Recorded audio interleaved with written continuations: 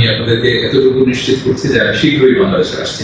স্বাধীন বাংলাদেশে আপনাদের সবার সাথে আবারও পুনরায় সাক্ষাতের আকাঙ্ক্ষা এবং আল্লাহ তাআলার শুকরিয়া আদায় করছি যে আল্লাহ তাআলা আমাদেরকে একটি গণ বিপ্লব শেষে, একটি গণ অভ্যুত্থান শেষে একটি নতুন বাংলাদেশ দেখবার সুযোগ করে দিয়েছেন। আমরা করছি আলহামদুলিল্লাহ, শুকরিয়া।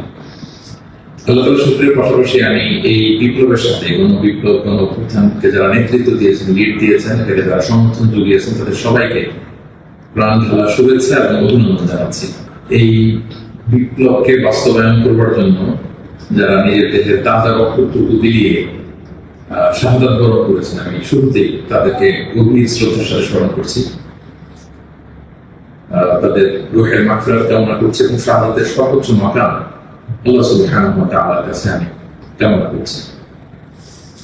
পাশাপাশি যারা আহত হয়েছেন তাদের সুস্থতা কামনা করছি এবং আমাদের তরুণ মুক্তিযোদ্ধা ভাইয়েরা যারা সামনে থেকে এই বিপ্লবকে লিড দিয়েছেন, তাদেরকে আমার পক্ষ থেকে রইল প্রাণ ঢালা শুভেচ্ছা এবং অভিনন্দন।